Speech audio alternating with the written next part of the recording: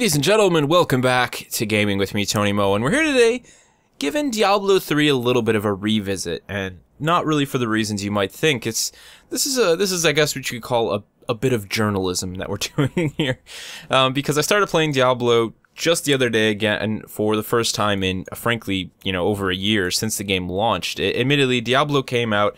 I wasn't one of the people that picked it up day one, avoiding the terrible online-only, issues that the game had with it being server-based and all the other humdrum that happened with the launch of this game that just put a bad taste in people's mouth right from the get-go.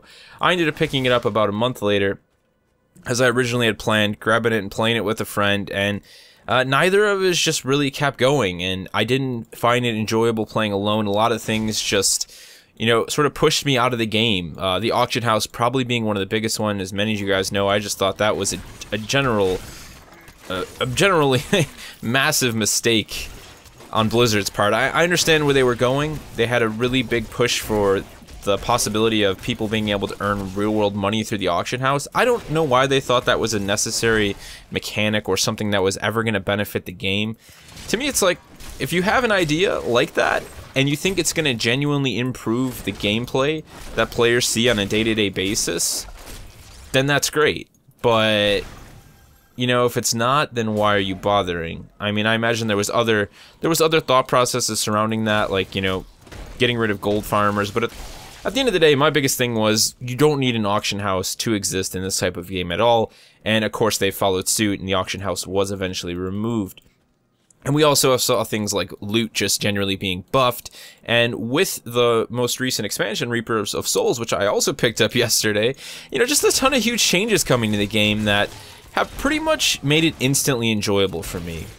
At the end of the day, Diablo 3 did a lot of things that I really loved. I mean, it's typical Blizzard, well-crafted character, atmosphere, and story. I mean, that's the one thing that Blizzard does really well. They are creators of worlds. They create worlds that are fun to be in, that you look forward to being, that have interesting and memorable characters, and to me, they do it better than anyone else. They're one of those devs that just really genuinely can nail that. They're up there with BioWare and Bungie for me on that. They're some of the most memorable games I've ever played. And when you look at something like Hearthstone, that manages just to take, the world of World of Warcraft and then make it accessible to a whole nother crowd. I mean, it's a fine demonstration of their success. And I say that because recently, my girlfriend, who isn't really in the game, she plays Animal Crossing on her 3DS, and that's about it. I threw Hearthstone into her hands, and she is addicted to it. And when I asked her why, it wasn't just the enjoyment of playing the game and, the actual card combat, but that was one of the first things she said, was that the game does actually have a lot of personality. It makes her laugh, it makes her smile, and there's so much more going on there. And of course, that is the exact same situation here with Diablo. It's a wonderful, wonderful game for those reasons. But, things like the loot and just in general, the game felt like this really heavy grind where I was trying to enjoy the story, but at the same time, we all know that part of any good Diablo game, going back to 1 and 2, is gear. It's loot. I mean, it's a part of the experience. It always has been and it always will be. And that wasn't really at the forefront of Diablo 3 at launch, and it wasn't really balanced and just designed as well as it should have been. And for me, that was like, okay, I'm out. See you later. I'm done wasting time with this. I got a monk to level 29 and I never touched the game again. And now here I am back playing it. I got a wizard, 20 levels in 2 days. Not only do you level a lot faster because of the optional difficulty settings that you can now choose from without actually having to beat the entire campaign. Since I haven't done that, I can now play from 3 difficulty levels. I can play on easy, or normal, hard, and expert. That's what I've started this Crusader on. The Crusader, of course, being one of the new classes, the only new class added to the game with Reaper of Souls. And interestingly enough, you pick up a lot of lore in the game that talks about the Crusaders. And again, one of those other small details that always made Diablo such a wonderful experience for me is those little bits of lore. They're fully voiced, just like the characters in the game, and they do a really good job of pulling you in. But that optional difficulty level, just amazing change right there. For me, if I would have had that when the game first came out, I probably would have played it. I probably would have actually played through the entire campaign, but the fact that I was really locked into playing on an ultra easy difficulty level right from the get-go and having to push all the way to 60, defeating Diablo, and then, you know, starting the game over just to get that enhanced difficulty level, to me was just like, that's rubbish. And also, what is the game going to offer me once I do beat it? Am I just going to play it on a more difficult, you know, it's just going to be harder, that's it. And that was the case, and people played the hell out of it like that. But now, there's so much more incentive with the adventure mode. We have bounties and rifts. There's all these other elements that, let's be honest, a lot of them are ideas that are very, very similar to what Path of Exile has done. They have seasons just like Path of Exile. And you know what? As a Path of Exile fan, I really could care less. I'm glad that they recognized that those systems were intelligent, that they work well in this type of a game.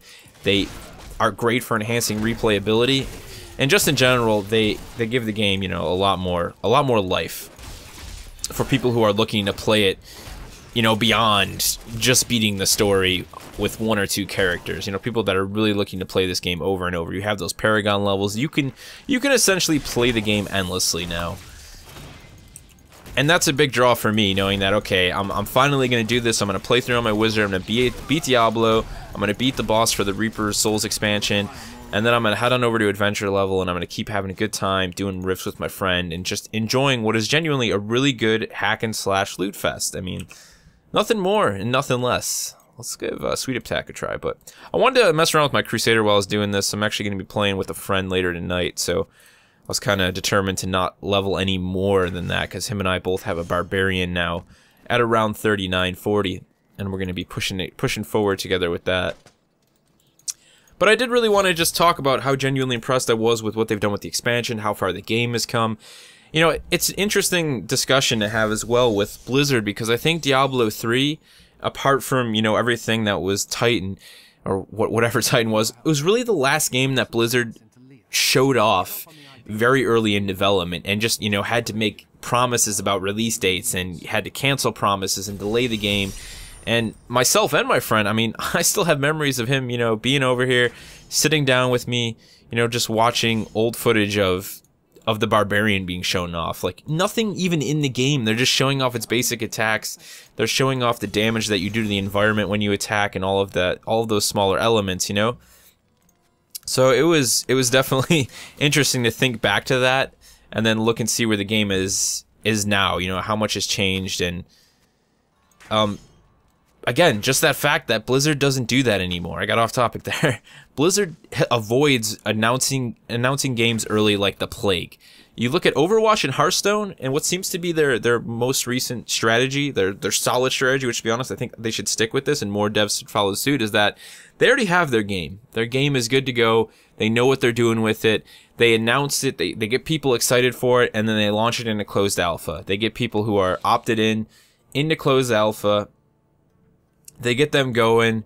Then they start to open it up a little bit. You know, they start letting more people into the alpha. Eventually they go into closed beta, still inviting more and more people, giving away codes every now and then, maybe opening up some purchase options, much like they've done with Heroes of the Storm for people to get in, making a little bit of cash, you know, giving fans the opportunity to buy in if they want to. And then eventually they push it into open beta. Everybody gets their hands on it again, like Hearthstone has done. Everyone gets to play it. I mean, it's just, to me, it's a logical way of doing things. You haven't promised anything to anyone. There isn't like this, there isn't this urge to release the game. You know, that most definitely was the case with Diablo, was that they felt like, okay, we have to get this out. There's a bunch of people, bunch of fans, you know, this is a game with a huge history. It's regarded as one of the greatest RPGs of all time. You know, these dungeon crawler experiences. We need to get this out. I mean, we've been working on this forever, and it was obvious that Diablo 3 was rushed. So many issues at launch, and just to see how far the game has come, Diablo 3 really would have benefited from the same sort of release that Hearthstone and Heroes of the Storm are seeing, and Overwatch is going to see. You know, it's a new way of releasing games that Blizzard is implemented, that they're using, and I think it's one of the best ways. So it's sad that Diablo didn't get that from the get-go, but it's nice to see that the game hasn't just been left behind. Blizzard is still working on it. I hope we see more expansions for the game. You know, I just want to see more content for it now that I'm back into it. And this, to me, is just a great game to sit down and play with friends on the weekend. You know, it's that experience that I genuinely enjoy. Hopping in with some friends, let's run this, and there's just so much to love about it. And it is so easy to pick up and just play. You don't have to get a bunch of people together. 2 people can play. You know, there's just so much to love about it that I'm glad that they've given it some care and they've brought it back to life, I guess is how I can end. So for those of you guys who are out there who maybe played Diablo at launch and didn't care much for it, you know, or just kind of, you know, let it go after a while, I mean, I recommend checking it out, you know? Even if you don't pick up the expansion, just the ability to play the game on a harder difficulty setting right from the get-go, you know, with a character of your choice, to me, was enough to get me back into it. You know, the purchase of the expansion sort of came after that. But I genuinely do appreciate that optional challenge right from the start. We're just gonna try and beat up Mr. Dalton here, good old Captain Dalton. But for those of you, let me know what you guys think. You know, how do you feel about Diablo? Have you been playing it? Have you picked up Reaper of Souls? Was it something that you enjoyed, or you know, have you pretty much called it quits with the game since launch, or maybe you didn't even really care for what Reaper of Souls did, and you know, it just wasn't enough to bring you back to the experience? But let me know your thoughts on that. And yeah, anything else you'd like to say about the video, or anything else you'd like to say about Diablo or Blizzard as a developer as a whole, because I feel like there's a lot to be said about them there. Feel free to leave it in the comment section below. I'm gonna see if I can't finish this guy off. It's actually turning into one hell of a fight. And I'll see you in the next one.